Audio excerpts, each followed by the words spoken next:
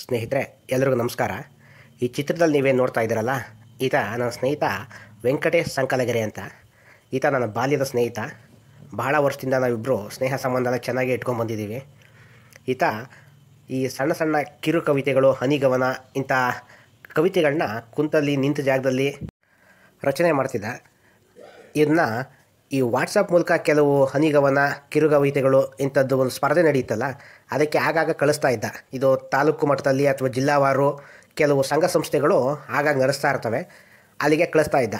ಆಗ ಅವನಿಗೆ ಪ್ರಥಮ, ದ್ವಿತೀಯ ಅಥವಾ ಸಮಾಧಾನಕರ ಇನ್ನಿತರ ಪ್ರಶಸ್ತಿಗಳು, ಕೆಲವೊಮ್ಮೆ ಅತ್ಯುತ್ತಮ, ಉತ್ತಮ, ಹೀಗೆ ತರಾವರಿಯಾಗಿ ಅವನಿಗೆ ಪ್ರಶಂಸೆಗಳನ್ನ, ಅಭಿನಂದನೆಯನ್ನು ಸಲ್ಲಿಸುತ್ತಾ ಕೆಲವೊಂದು ಪ್ರಶಸ್ತಿಗಳು ಬರ್ತಾಯಿದ್ವು. ಇತ್ತೀಚೆಗೆ ಒಂದು ಸ್ಪರ್ಧೆ ನಡೀತು.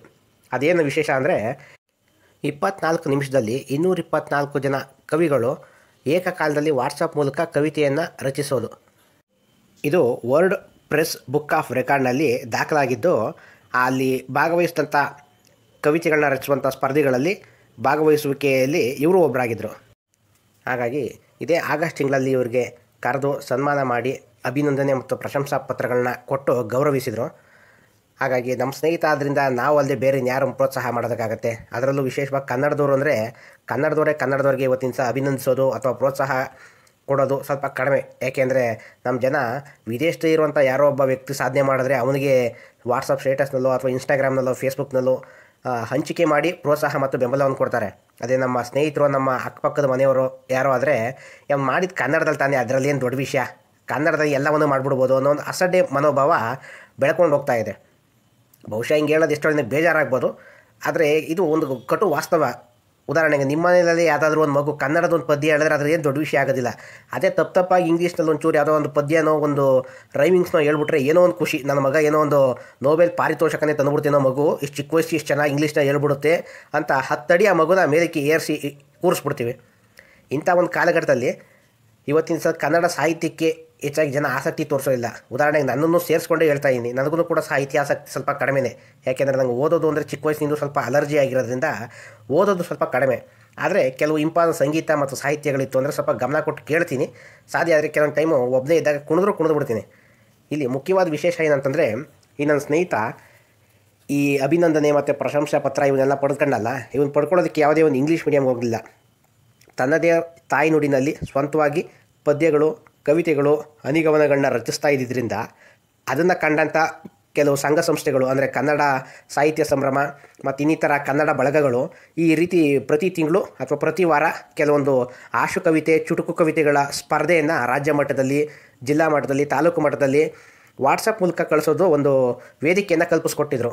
ಇದರಲ್ಲಿ ಪ್ರತಿ ಸರ್ತಿನೂ ನಮ್ಮ ಸ್ನೇಹಿತರಾದ ವೆಂಕಟೇಶ್ ಸಂಕಲಗೆರೆಯವರು ಭಾಗವಹಿಸಿ ಅದರಲ್ಲಿ ಪ್ರಶಸ್ತಿಗಳನ್ನ ಪಡ್ಕೊತಾ ಇದ್ರು. ಈ ಅವಕಾಶ ಯಾರು ಕೊಟ್ಟಿದ್ದು?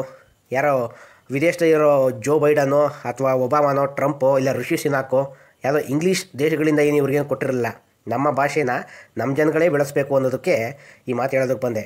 ಈ ಅವಕಾಶ ಶಾಲೆಯಲ್ಲಿ ಕೆಲವೊಂದು ಟೈಮು ಮಕ್ಕಳಿಗೆ ಕೆಲವು ಸ್ಪರ್ಧೆಗಳನ್ನ ಆಯೋಜನೆ ಮಾಡಿದಾಗ ಆ ಶಾಲೆಯಲ್ಲಿ ಎಷ್ಟು ಜನ ಮಕ್ಕಳು ಇರ್ತಾರಲ್ಲ, ಪ್ರತಿಯೊಬ್ಬರಿಗೂ ಸಮಾಧಾನಕರ ಬಹುಮಾನ ಅಥವಾ ಪ್ರಥಮ, ದ್ವಿತೀಯ, ತೃತೀಯ ಅಂತ 3 ಪ್ರಶಸ್ತಿಗಳನ್ನ ಕೊಡ್ತಾರೆ. ಒಂದು 10 ವಿಧವಾದಂಥ ಇವೆಂಟ್ಗಳಿತ್ತು ಅಂತಂದರೆ ಆ ಎಲ್ಲ ವಿಭಾಗಗಳಲ್ಲೂ ಬೇರೆ ಬೇರೆಯವ್ರನ್ನ ಭಾಗವಹಿಸೋ ಥರ ಮಾಡಿ ಒಂದು 30 ಜನ ಇದ್ದು 10 ಇವೆಂಟ್ ಅಂದರೆ 30 ಜನಕ್ಕೂ ಪ್ರಶಸ್ತಿ ಬಂದಿರಬೇಕು. ಒಂದು 10 ಜನ ಎಕ್ಸ್ಟ್ರಾ ಇತ್ತು ಅಂತಂದರೆ ಅವ್ರಿಗೆ ಸಮಾಧಾನಕರ ಭಾಗವಹಿಸುವಿಕೆ, ಪ್ರೋತ್ಸಾಹಕರ ಬಹುಮಾನ ಅಂತಂದ್ಬಿಟ್ಟು ಎಲ್ರಿಗೂ ಪ್ರಶಸ್ತಿ ಕೊಟ್ಟು ಅವ್ರ ಮಕ್ಕಳು ಮತ್ತು ಅವ್ರ ತಾಯಿ ತಂದೆಯರ ಜೊತೆ ಒಂದು ಫೋಟೋ ಇಡಿಸ್ಬಿಟ್ಟು ವಾಟ್ಸಪ್ಪು, ಫೇಸ್ಬುಕ್ಕಲ್ಲಿ ಅಪ್ಲೋಡ್ ಮಾಡಿಸ್ಬಿಟ್ರೆ ಅಲ್ಲಿಗೆ ಆ ವರ್ಷದ ಚಟುವಟಿಕೆಗಳು ಇರ್ತವಲ್ಲ, ಅಂದರೆ ತರಗತಿವಾರು ಚಟುವಟಿಕೆಗಳು ಅಂದರೆ ಕ್ಲಾಸ್ ಆ್ಯಕ್ಟಿವಿಟಿ ಅಂತ ನಿಮಗೆ ಅರ್ಥ ಆಗುವಂಥ ಭಾಷೆಯಲ್ಲಿ ಬೇಕು ಅಂದರೆ ಸಾಂಸ್ಕೃತಿಕ ಕಾರ್ಯಕ್ರಮಗಳು ಅಥವಾ ಕ್ರೀಡಾ ಸ್ಪರ್ಧೆಗಳು ಈ ಥರದ್ದು ಇಲ್ಲಿ ಅವಕಾಶ ಕೊಟ್ಟರು ಅದು ನಾಟಕೀಯವಾಗಿ ಬೂಟಾಟಿಕೆ ಕಾಣುತ್ತೆ ಹೊರತು ಅದು ಪ್ರೋತ್ಸಾಹ ಕೊಟ್ಟಂಗೆ ಇರೋದಿಲ್ಲ. ನಮ್ಮ ಶಾಲೆಯಲ್ಲಿ ಯಾರ್ಯಾರು ಭಾಗವಹಿಸಿದಂಥ ಮಕ್ಕಳಿದ್ರಲ್ಲ ಎಲ್ಲರೂ ಪ್ರಶಸ್ತಿಗಳನ್ನ ಪಡೆದುಕೊಂಡ್ಬಿಟ್ಟಿದ್ದಾರೆ. ಎಲ್ಲರೂ ದೊಡ್ಡ ಏನೋ ಒಂದು ಸೂರ್ಯ, ಚಂದ್ರ, ನಕ್ಷತ್ರಗಳಿದ್ದಂಗೆ ಒಂದೊಂದು ಅಣಿ ಮುತ್ತಿದ್ದಂಗೆ ಅನ್ನೋದು ತೋರಿಸ್ಕೊಳ್ಳೋದಕ್ಕೆ ಈ ಶಾಲೆಗಳು ಮಾಡುವಂಥ ಒಂದು ಬೂಟಾಟಿಕೆ ಏನಂತಂದರೆ, ಭಾಗವಹಿಸುವಂಥ ಎಲ್ಲ ಮಕ್ಕಳು ತರಗತಿವಾರು ಮತ್ತು ಅದು ವಯಸ್ಸು ಒಂದೇ ಸಮಾನ ವಯಸ್ಸಿನ ಮಕ್ಕಳು ಇರ್ತಾರಲ್ಲ ಅವರೆಲ್ಲರನ್ನೂ ಸ್ಪರ್ಧೆಗೆ ಬಿಟ್ಟು ಅಲ್ಲಿ ಆಡಿದವರೆಲ್ಲ ಗೆದ್ದರು ಅನ್ನೋ ಥರ ಇರಬೇಕು, ಆ ಥರ ನೋಡ್ಕೊಂಡಿರ್ತಾರೆ. ಸಾಮಾನ್ಯವಾಗಿ ಸ್ಪರ್ಧೆ ಅಂದ್ರೇನು, 3 ಮತ್ತು ಅದಕ್ಕಿಂತ ಕಡಿಮೆ ವಯಸ್ಸು, 6 ಮತ್ತು 3 ವರ್ಷ, 3 ಮತ್ತು 9, 9 ಮತ್ತು 12, ಹಿಂಗೆ ಒಂದು 3 ವರ್ಷದ ಗುಂಪಿನ ಮಕ್ಕಳನ್ನ ಸ್ಪರ್ಧೆಗೆ ಬಿಟ್ಟರೆ ಅಲ್ಲಿ ಒಂದು ಆರೋಗ್ಯಕರ ಸ್ಪರ್ಧೆ ಇರುತ್ತೆ. ಅದು ಹಂಗೆ ಬರಲ್ಲ, ತರಗತಿವಾರು ಎಷ್ಟು ಜನ 30 ಜನ ಇದ್ದರೆ 30 ಜನಕ್ಕೂ ಪ್ರಶಸ್ತಿ ಸಿಗೋ ಥರ ಭಾಗವಹಿಸೋದು ಥರ ಮಾಡ್ತು ಅಂದರೆ ಅಲ್ಲಿ ಪ್ರಶಸ್ತಿಗಳು ಪ್ರಶಂಸಾ ಪತ್ರಗಳೇನು ಬರ್ತಾವಲ್ಲ ಅವುಗಳಿಗೆ ದುಡ್ಡು ಕೊಟ್ಟು ತಂದ್ಬಿಟ್ಟು ಹಂಚ್ದಂಗೆ ಇರುತ್ತೆ ಹೊರತು ಅಲ್ಲಿ ಸ್ಪರ್ಧೆ ಆಡಿ ಗೆದ್ದಂಥ ಒಂದು ಸಂತೋಷ ಅಥವಾ ಆನಂದ ಆ ಮಕ್ಕಳಿಗೆ ಆಗಲಿ ಆ ಪೋಷಕರಿಗೆ ಆಗಲಿ ಸಿಗೋದಿಲ್ಲ. ಆದರೆ ನೋಡಿದವ್ರು ಆಡ್ಕೊಳ್ಳದೇ ಇರಲಿ ಅನ್ನೋದಕ್ಕೋಸ್ಕರ ಫೋಟೋ ತೆಗೆಸ್ಕೊಂಬಂದಿದ್ದ ಖುಷಿ ಅಷ್ಟೇ ಇರುತ್ತೆ. ಇಲ್ಲಿ ಮುಖ್ಯವಾಗಿ ನಾನು ಹೇಳ್ಬೇಕಾದ ವಿಷಯ ಏನಂತಂದರೆ, ನಮ್ಮ ಭಾಷೆ ಯಾವಾಗ ನಮ್ಗೆ ಅವಕಾಶ ಮಾಡಿಕೊಡುತ್ತೆ, ನಮಗೆ ವೇದಿಕೆನ ಒದಗಿಸುತ್ತೆ ಹೊರತು ಬೇರೆ ಯಾವುದೋ ಪಕ್ಕದ ರಾಜ್ಯದ ಭಾಷೆನೋ ಅಥವಾ ನಮ್ಮ ದೇಶದ ರಾಷ್ಟ್ರ ಭಾಷೆ, ಆಡಳಿತ ಭಾಷೆ, ಜಾಗತಿಕ ಅನ್ನದ ಭಾಷೆ ಅಂತ ಏನು ಹೇಳ್ಕೊಂತಾವಲ್ಲ ಅವೆಲ್ಲ ನಮಗೆ ಅಷ್ಟಾಗಿ ಅವಕಾಶನ ಒದಗಿಸೋದಿಲ್ಲ. ಒದಗಿಸ್ಕೊಟ್ರು ನಾವು ಇಲ್ಲಿ ಗೆಲ್ಲೋದಕ್ಕೆ ಸಾಧ್ಯ ಆಗೋದಿಲ್ಲ. ಯಾಕೆ ಹೇಳಿ, ನಮ್ಮ ಹತ್ರ ಸ್ಪರ್ಧೆ ಮಾಡೋದಕ್ಕೆ ಬರುವಂಥವ್ರು ಮೂಲ ಯಾವ ಭಾಷೆ ಇರುತ್ತಲ್ಲ ಆ ಭಾಷೆಯಲ್ಲಿ ಅವರು ಉತ್ತಮರಾಗಿರ್ತಾರೆ ಹೊರತು ನಮ್ಮ ಭಾಷೆಯಲ್ಲಿ ನಾವು ಉತ್ತಮರಾಗಿರ್ತೀವಿ. ಅವ್ರ ಭಾಷೆ ಜೊತೆಗೆ ನಾವು ಸ್ಪರ್ಧೆ ಮಾಡಬೇಕಾದ್ರೆ ಅದು ಸ್ವಾಭಾವಿಕವಾಗಿ ನಮ್ಮ ಸೋಲನ್ನು ತೋರಿಸುತ್ತೆ. ಅವ್ರ ಭಾಷೆನ ನಾವು ಕಲಿತು ಗೆದ್ದರೆ ಅದು ನಿಜಕ್ಕೂ ದೊಡ್ಡ ಸಾಧನೆಯೇ.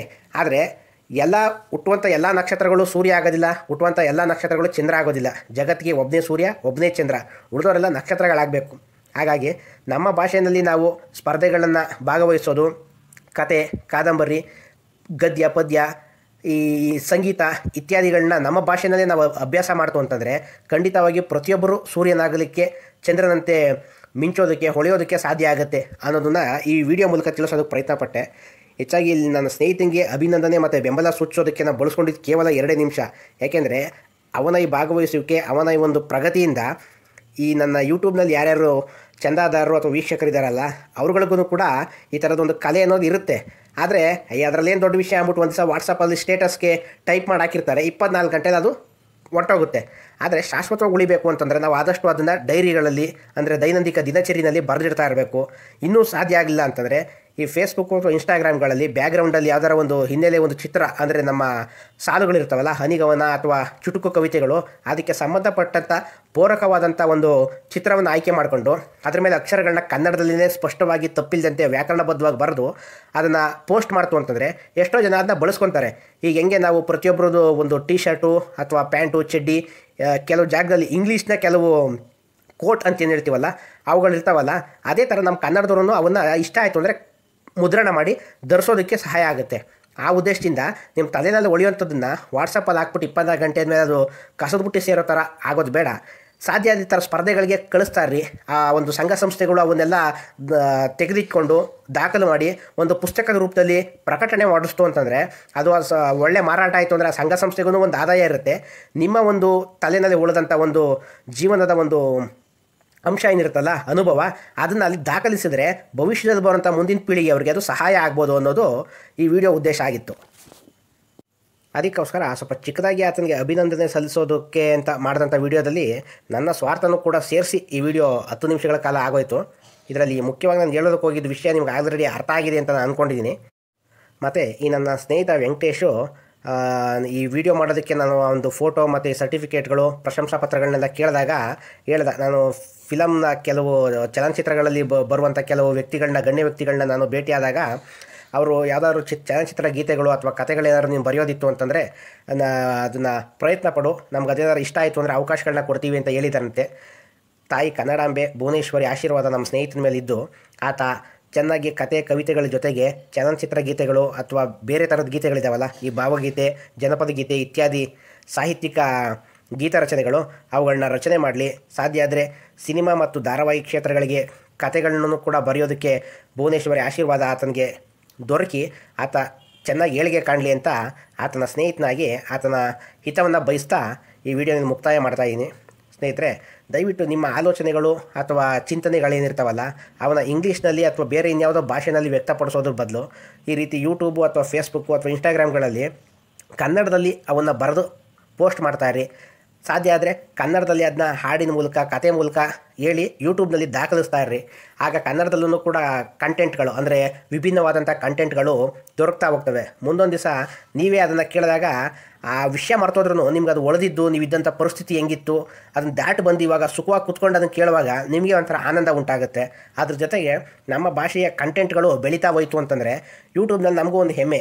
ಇವತ್ತಿನ ದಿವಸ ನೀವು ಯಾವ ಊರಿನವರು, ನಿಮ್ಮ ಯೋಗ್ಯತೆ ಏನು, ನಿಮ್ಮ ಸ್ಥಾನಮಾನ ಏನು ಅಂದರೆ ನಾವು ರನ್ನ, ಜನ್ನ, ಪಂಪ, ಲಕುಮೀಶ, ಕುಮಾರವ್ಯಾಸ ಮತ್ತು ಜ್ಞಾನಪೀಠ ಪ್ರಶಸ್ತಿ ಪುರಸ್ಕೃತರು, ಜನಪದ ಶಿವಶರಣರು ಮತ್ತು ಕೀರ್ತನಕಾರರು ಇಂಥ ಸಾಹಿತ್ಯ ಭಂಡಾರವನ್ನೇ ನಾವು ಜಗತ್ತಿಗೆ ಕೊಟ್ಟಂಥವ್ರು, ಅಂಥ ಊರಿಂದ ಬಂದಂಥವ್ರು, ಅಂಥ ಭಾಷೆಗೆ ನಾವು ಸೇರಿದಂಥವ್ರು.